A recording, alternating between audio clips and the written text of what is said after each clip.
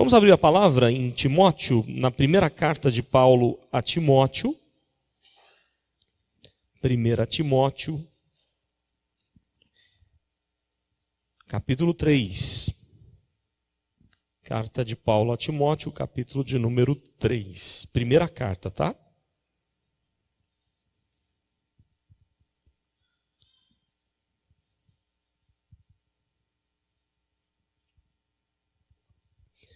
Primeira Timóteo 3, nós vamos ler de 1 a 13.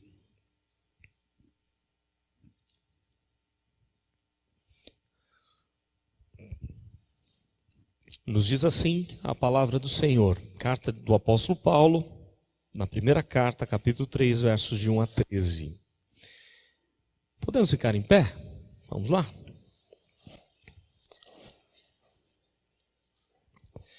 Fiel é a palavra. Se alguém aspira ao episcopado, excelente obra almeja.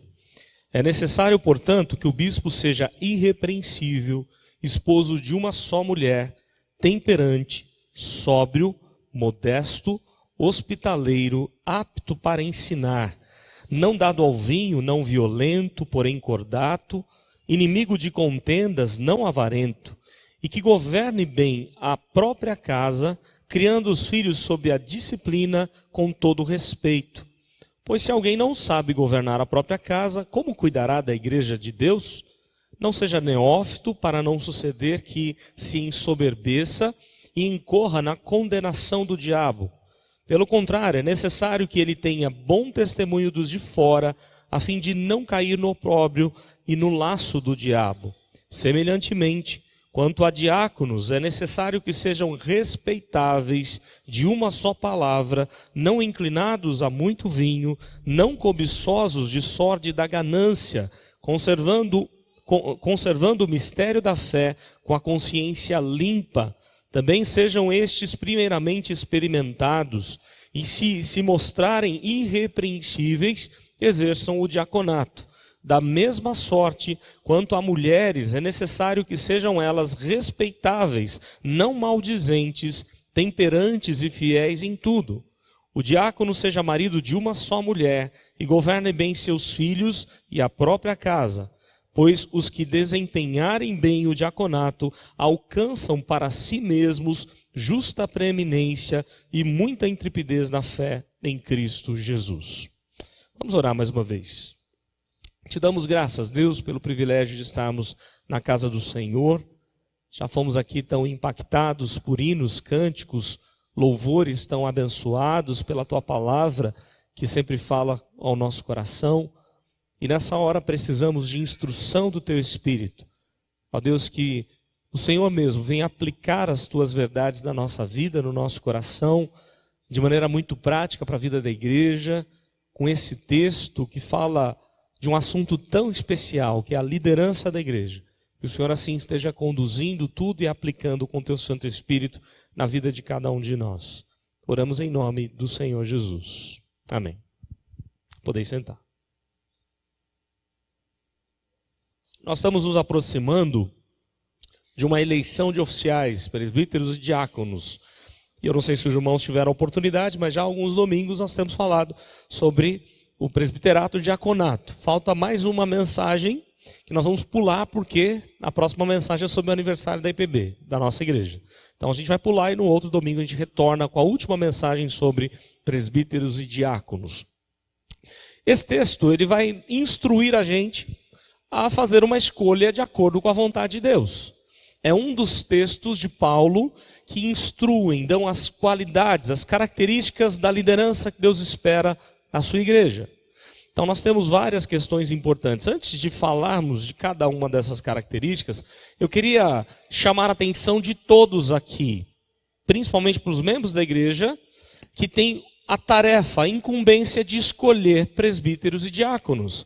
Que você fique atento, que você não escolha simplesmente porque conhece, porque é amigo, porque acha legal, mas que você possa fazer uma avaliação com muita oração, né, na vida de cada um, daquele que você está indicando, para saber se há essas qualidades, essas características, conforme Paulo mesmo prescreve.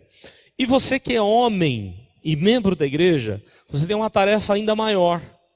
Porque o texto está falando de liderança. E nós entendemos aqui biblicamente que essa liderança ela é composta por homens, presbíteros e diáconos. E o texto ele já inicia dizendo que se alguém aspira ao episcopado, à liderança da igreja, grande ou excelente obra almeja. Então você que é homem tem que se colocar diante de Deus em oração. E se preparar para, quem sabe, seja o seu nome indicado, aprovado pelo conselho, explicando para a igreja o processo. Você indica nomes, o conselho faz uma avaliação desses nomes, para que ele possa fazer um filtro de acordo com essas características e outras características, não é? E aí o conselho retorna com os candidatos para o dia da Assembleia. Você vai saber quais são os candidatos que vão concorrer anteriormente à Assembleia, e no dia da Assembleia você vai ter o privilégio de escolher seus representantes, tanto para o diaconato quanto para o presbiterato. Mas você que é homem, esse texto, eu creio que é importante para você fazer uma autoavaliação. E quem sabe você aspirar, buscar essa excelente ou grande obra que Deus deixa para a gente. Algumas coisas são importantes, porque há muita confusão quando a gente pensa em liderança de igreja. Porque o texto fala de bispos, e aí algumas pessoas confundem e acham que bispo é diferente de pastor, que é diferente de presbítero, que é diferente de... tem igrejas aí que tem o bispo, tem o pastor, tem o apóstolo e assim por diante. Nós compreendemos que apóstolo não tem mais. Porque se tivesse apóstolo, você pega o finalzinho da sua Bíblia e começa a escrever aquilo que o apóstolo diz. Porque os apóstolos eram inspirados por Deus. Aquilo que eles falavam era a palavra autoritativa do Senhor. E nós entendemos que o último apóstolo foi o apóstolo Paulo. Alguém que veio até fora do tempo, do período ali dos apóstolos, do período de Jesus. Mas ele recebe uma revelação direta de Cristo e foi também aceito pelos apóstolos. Não é? Então Paulo seria o último dos apóstolos. Mas quando você lê bispo no Novo Testamento, ele se refere a presbítero, é a mesma coisa. Então, na verdade, bispo, presbítero e pastor é uma referência a uma mesma função. Não há diferença de funções. O que há é detalhes interessantes, nuances nessas palavras que indicam algo diferente. Por exemplo, quando você pensa em pastor, a primeira coisa que vem ao seu entendimento é o cuidado com a ovelha. Pastor é aquele que cuida de ovelhas. Não é essa a ideia? Então, um pastor é aquele que cuida de ovelhas. Função dos presbíteros, tanto regentes quanto docentes. Presbítero docente é aquele que vai ao seminário, que é o meu caso. Fui ao seminário, estudei lá 5 anos para me formar, para ensinar a igreja, pastorear o rebanho ensinando. Presbítero regente é aquele que é eleito pela igreja para administrar, para fazer as escolhas, as decisões e guiar a vida da igreja com as suas decisões. Então, pastor tem a ver com cuidado. Bispo tem a ver com supervisão. O bispo é aquele que está atento ao rebanho, olhando sempre no rebanho. Quer ver um exemplo? Paulo, quando saiu lá de Éfeso, ele deixa claro no capítulo 20 de Atos, que presbítero e bispo é a mesma coisa. E a palavra de Paulo, ele usa bispo ali, porque ele fala assim: cuidado com os lobos vorazes que vêm para acabar com o rebanho. Fique atento com eles. Cuide desse rebanho, não permita que os lobos venham. Essa é a ideia de bispo. É aquele que está olhando o tempo todo para o rebanho, olhando para ver se o inimigo não está ao redor, para tentar acabar com a vida das ovelhas. Então, bispo tem a ver com supervisão. Presbítero tem a ver com experiência. A palavra presbítero é uma palavra grega, é a tradução hebraica de ancião. Alguém mais experimentado, alguém com mais experiência. Não é? Então, na verdade, é a mesma expressão, é a mesma ideia. A primeira parte do texto vai falar de bispos, pastores e presbíteros, ok? A segunda parte vai falar dos diáconos, que é uma característica totalmente, não totalmente, mas um pouco diferente. Então, primeiro nós vamos falar dos bispos ou dos presbíteros e dos pastores, que é a mesma coisa. as qualidades que o texto dá. O texto diz assim, fiel, verso 1, fiel é a palavra. Se alguém aspira ao episcopado, excelente obra almeja, é necessário, portanto, que o bispo seja. E aí ele vai fazer uma lista gigantesca das qualidades ou características desses presbíteros. Ele vai dizer assim, que o presbítero ele tem que ser irrepreensível. Eu já dei uma pincelada rápida lá no boletim, não é? Mas a ideia de ser irrepreensível é uma ideia de ser inatacável, ou acima de qualquer censura, que não pode ser acusado de nada. Então é alguém que você tem que avaliar e ver se essa pessoa anda de maneira justa, reta, e que não há motivos para acusá-la de alguma coisa. Então o líder, ele tem que ter essa característica segundo a Bíblia. O texto diz também que ele tem que ser esposo de uma só mulher. E aqui algumas coisas importantes para nós pensarmos. A primeira delas é que não é obrigatório ser casado para ser presbítero, pastor ou diácono. Paulo não está dizendo, olha, pastor, presbítero ou diácono tem que ser casado. Não é isso que ele está dizendo, não. Né? Mas ele está dizendo, se for casado, que seja fiel à sua esposa. É isso que ele diz.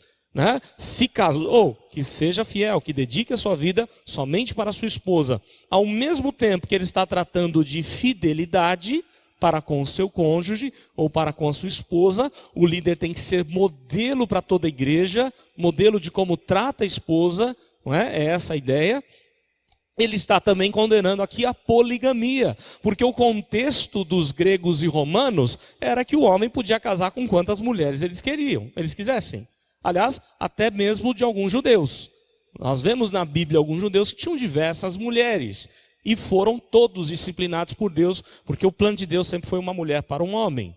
E aí, o que o texto ensina é, o líder, ele precisa ser esposo de uma só mulher. Naquele contexto da igreja, muitos que se voltavam para Deus tinham várias esposas.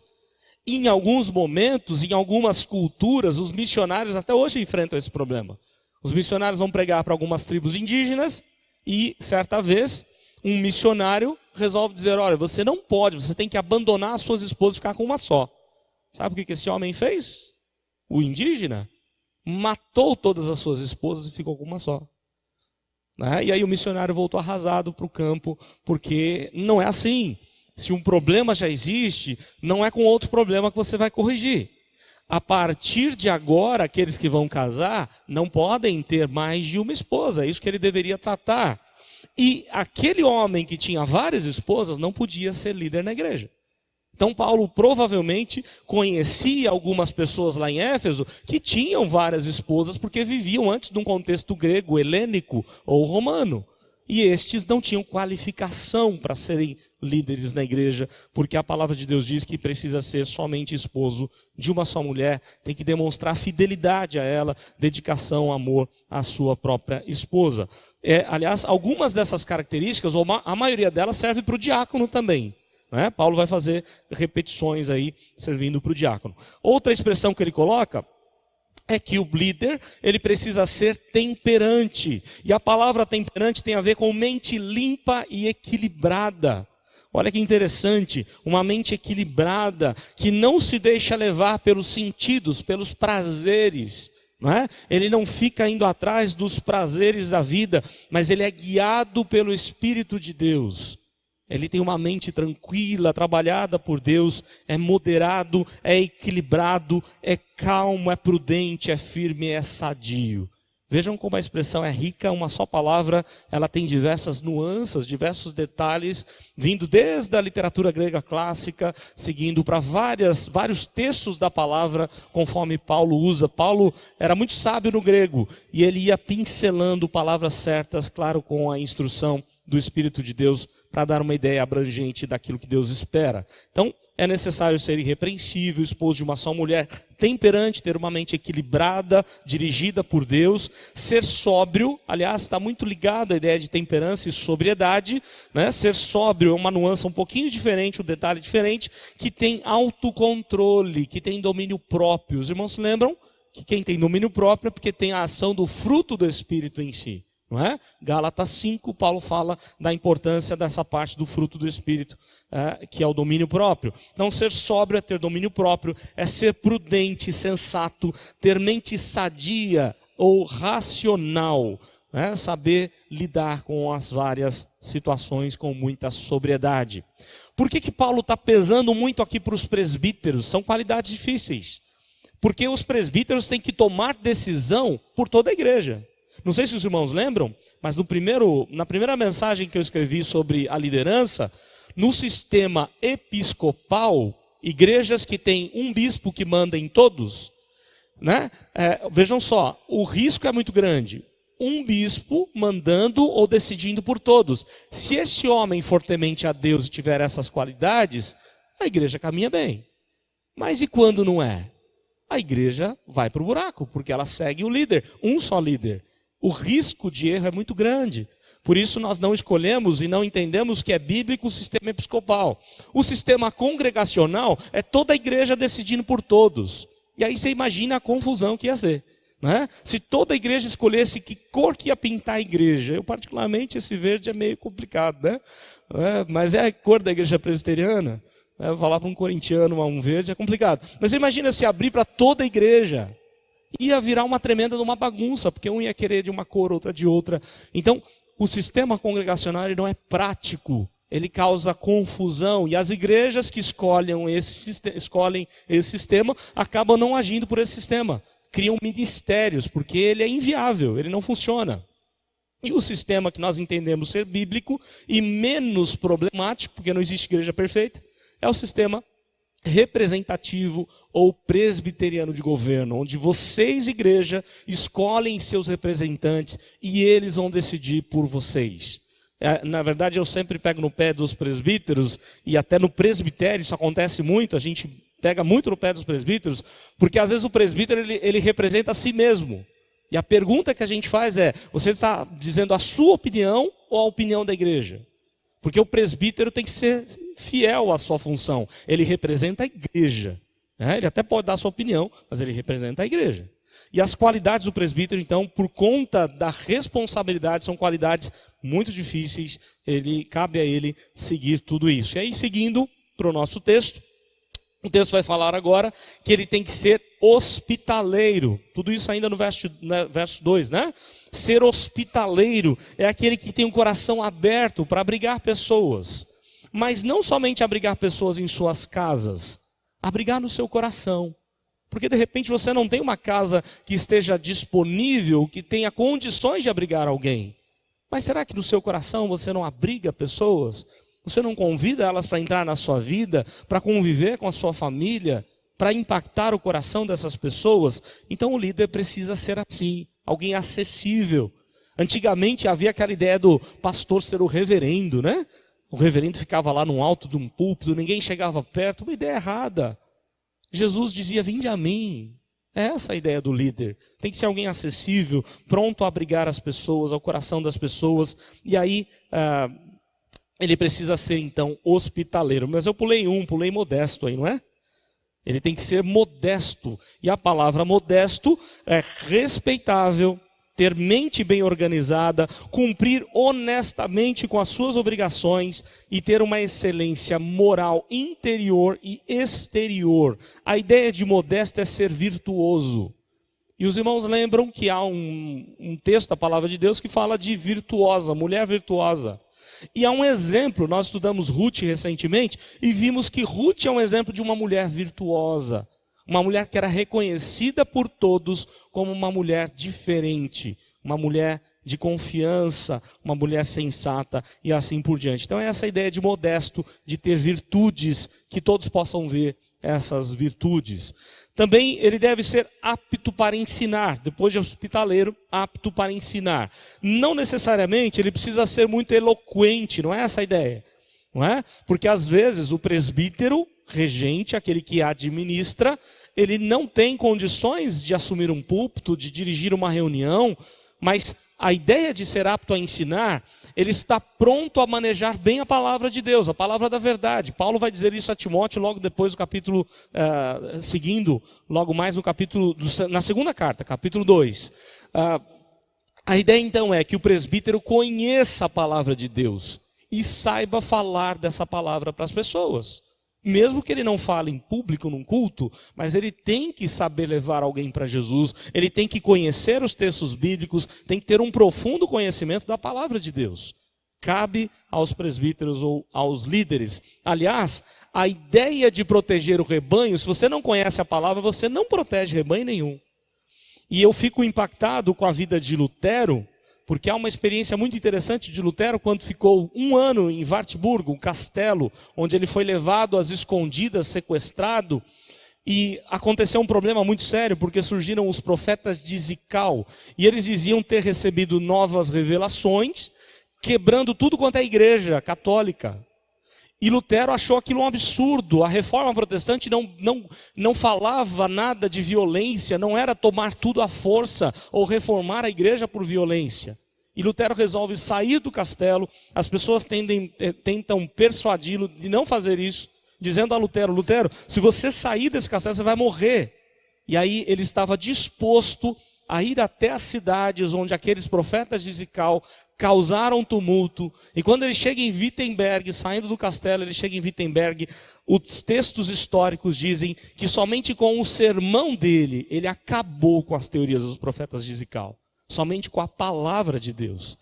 Então um presbítero tem que conhecer a palavra, porque a palavra de Deus destrói qualquer inimigo, ela é o poder e a autoridade de Deus para destruir qualquer hoste maligna, demoníaca, qualquer situação, qualquer falsa religião ou qualquer lobo. Ele não se volta contra ou não tem poder para se voltar contra a palavra de Deus. Então o presbítero, ele tem que conhecer a palavra de Deus. E ele tem que estar apto a ensiná-la quando necessário. Também o texto diz, verso 3, não dado ao vinho. E a palavra que é interessante é que se demora junto do seu copo de vinho. Não é aquele que bebe um copo e bebe outro e vai tomando todas, né? Não pode ser assim. Aliás, porque há vários textos dizendo que não podemos nos embriagar. E aí o texto aqui é interessante, não dado ao vinho, não está fazendo uma proibição, e aí os mais novos vão falar, que legal, está liberado bebida. Não é assim não, né? Há uma série de fatores que você tem que falar com os seus pais, inclusive, vocês são novos, para saber se vocês podem ou não, se causa bom testemunho ou não. Ou me digam vocês, se eu como pastor estiver lá no barzinho bebendo uma, o que vocês vão achar de mim? Vou causar um péssimo testemunho. Então, não é que Paulo está liberando totalmente essa questão da bebida, não é? Ao mesmo tempo, ele dá outros princípios da palavra de Deus para que você tome muito cuidado com o seu testemunho com relação à bebida. Mas, ao mesmo tempo, nós não podemos falar que a Bíblia proíbe ou tomar vinho. Ela proíbe tomar muito vinho. E aí, esse é um problema. A palavra de Deus diz então que o presbítero não pode ser dado a muito vinho, ele não pode se embriagar de forma alguma, ele não pode ser dominado pela bebida ou por qualquer outro vício. Porque talvez a pessoa fale, não, bebida tudo bem, eu não bebo. Mas e outros vícios? Então a ideia, ele está dando o exemplo, mas não pode ser somente a questão do vinho. Mas é curiosa essa ideia, né? Que demora com o seu copo de vinho. Ele toma só um gole e ele está satisfeito. Ele não necessita desse vinho para ser feliz e assim por diante. Ele não pode ser violento, ainda no verso 3, não pode ser violento, porém cordato, ou seja, não briguento, não espancador, mas gentil, amável e que aplica a lei com amor. É essa a ideia da expressão. O texto diz que ele não pode ser inimigo de contendas, ele tem que ser avesso às brigas, não é? Aliás, ele tem que ser inimigo de contendas, ele tem que ser avesso a qualquer tipo de briga. Ele tem que agir com amor, mas não se acovardar diante de erros. Porque há pessoas que pensam assim, a gente tem que seguir o padrão que é Jesus. Jesus diz que a gente tem que oferecer a face, quando bater numa face, oferece a outra. Mas espera aí, nós vemos na Bíblia Jesus irado e pegando um chicote para destruir os mercadores do templo. Aquilo que era errado, ele não deixava para lá. Então, ao mesmo tempo que o presbítero, ele tem que ser amável, se tem alguma coisa errada, precisa ser corrigida. E ele não pode, então, por conta do amor, ele deixar a coisa desandar. Pode fazer o que quiser, porque aqui é tudo amor, não tem problema nenhum. Não é isso que a palavra de Deus ensina também. Então ele não pode ser dessa forma, né? Inimigo de contendas, ele tem que ser avesso às brigas, agir com amor, mas não se acovardar diante dos erros. Não ser avarento ou não ser amante do dinheiro. E aí o exemplo pode ser aqui Judas, ou o exemplo de Zaqueu antes da conversão, que ganhava dinheiro de maneira desonesta. Não pode ser alguém que esteja voltado para o lucro desonesto. Aí o verso de número 4, governe ou que governe a própria casa, criando os filhos sob disciplina, com todo respeito. E aí ele vai colocar uma questão importante. Pois se alguém não sabe governar a própria casa, como cuidará da igreja de Deus? Então ele tem que ser alguém que possa liderar bem a sua casa, cumprindo o seu papel dentro de casa. Nós falávamos hoje na classe de casais, que um grande problema hoje, e que acontece na vida da maioria dos lares hoje, é que os filhos estão tomando o lugar dos pais. E esse é um problema sério. Os filhos mandam nos pais hoje, né? Hoje o filho nasce e ele é visto como um rei. Até eu estava lembrando, quando o Gael nasceu, tem uma música aí que diz, a casa tem um novo trono, a ideia de que o Gael estava no trono. Eu falei, trono coisa nenhuma. Não é trono dele nada. Não é? Por quê? Porque os filhos têm que entender o seu papel diante das famílias e diante de Deus. Se eles não aprenderem a respeitar os pais, eles não vão aprender a respeitar Deus. E nem professor, e nem policial, e mais ninguém. Então cuidado com como você lida com a sua família. Aliás, nós falávamos aqui que às vezes o filho está tomando o lugar do cônjuge. Pela ordem bíblica é Deus em primeiro lugar, o seu cônjuge em segundo lugar, o seu filho em terceiro lugar. E os casais fazem o quê? Colocam o filho no pedestal, ou no lugar do cônjuge, ou pior, no lugar de Deus. E aí o casamento acaba, porque quando o filho casar, dois estranhos no lar. Então, aquele que lidera, ele tem que saber disciplinar, ele tem que demonstrar amor, dedicação, tempo, cuidado para com a sua família. Não quer dizer que a sua família vai ser perfeita, porque isso depende da graça de Deus, não é? Se os filhos não se desviam, é pura graça de Deus. Mas ele tem que se dedicar ao máximo para ter uma família de acordo com a vontade de Deus. Verso 6, não ser neófito, para não suceder que ensoberbeça e incorra na condenação do diabo. E a palavra neófito é recém-plantado. A ideia de ser recém-convertido. Não pode ser recém-convertido.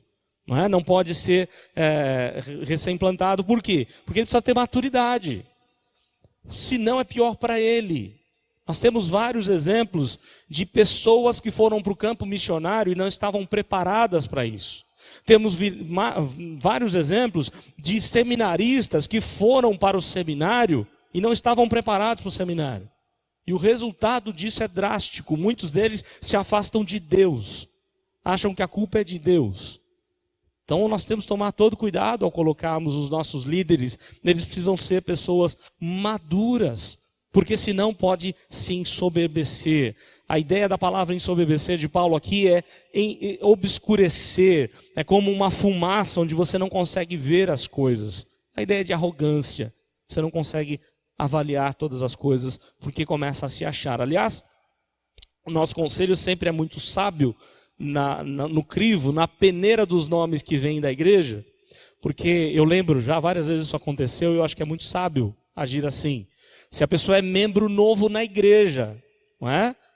Pode ser membro da igreja presbiteriana a vida toda, mas é membro novo na igreja presbiteriana de São Caetano, também não é aceito. Eu acho que é válido, porque nós já passamos por isso. A pessoa é indicada, se ela concorresse e ganhasse, depois ela foi para outra igreja, porque há pessoas que ficam pulando de igreja, né? E isso não é legal, não é saudável. Tem que ter maturidade, tem que ser uma planta, alguém que tem raízes no local. Isso é muito importante. Verso número 7. Pelo contrário, é necessário que ele tenha bom testemunho dos de fora, não somente da igreja, mas dos de fora, a fim de não cair no opróbrio e no laço do diabo. A ideia é de que a santidade dele deve ser reconhecida.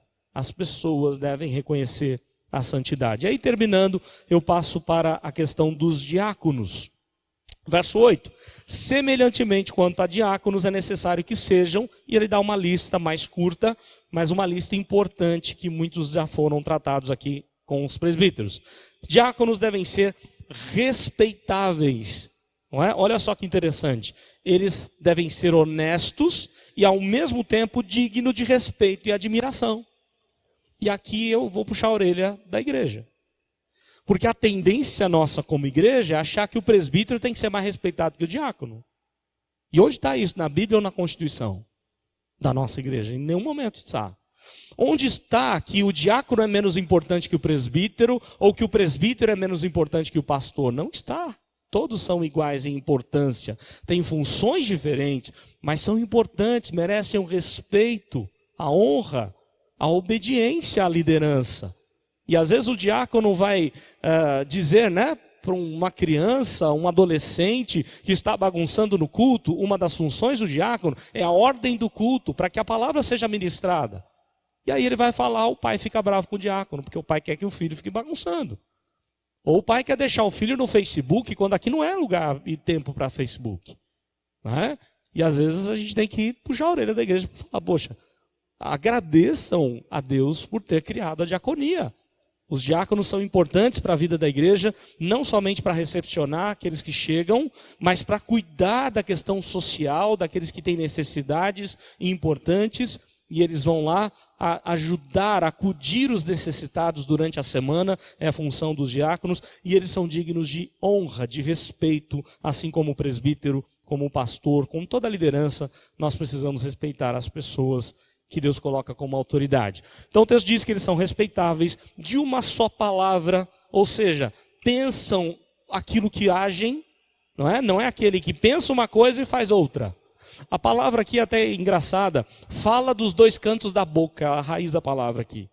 Mas a ideia é você pensar, falar algo e fazer outro totalmente diferente. Não. Nós temos que falar e fazer, a nossa atitude tem que ser assim. Um exemplo de alguém que fez assim foi Geazi, que na frente do seu senhor estava tudo bem. A hora que o seu senhor foi embora, ele voltou lá para Naamã e disse, olha, dá aqui os seus presentes para mim. E Deus fez com que ele ficasse leproso.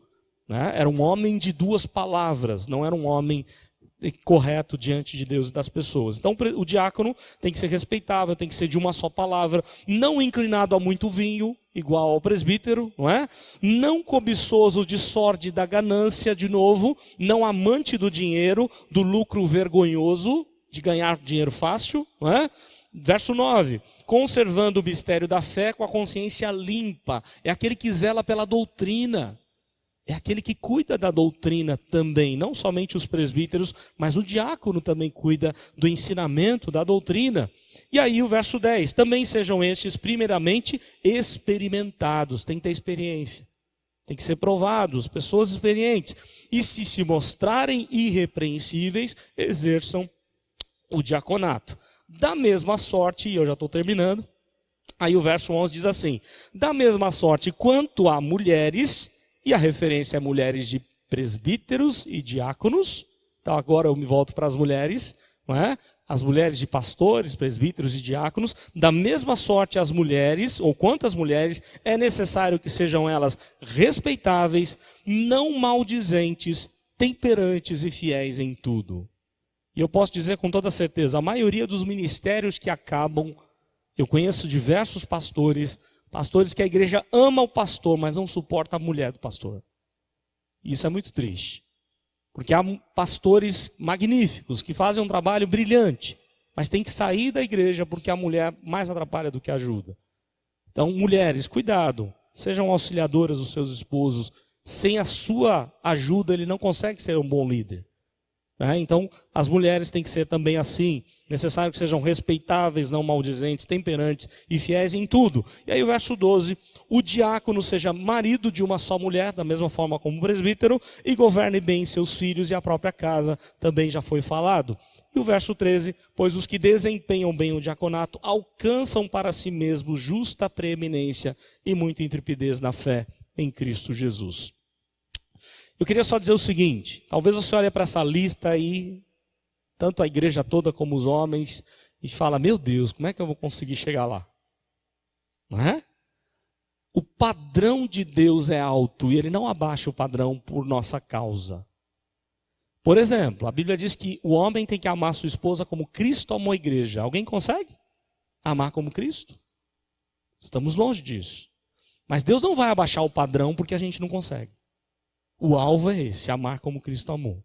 O alvo para ser líder é esse, e é duro de ser aquilo que a Bíblia diz. Mas Deus não baixou o padrão continua. A ideia é que você se humilhe, busque a graça de Deus. Pela graça é possível, não por nós mesmos. Se nós acharmos que somos os tais e vamos conseguir ser bons líderes, baseado em cada uma dessas prescrições, nós estamos fadados ao fracasso, porque a Bíblia diz, aquele que pensa estar em pé, veja que não caia.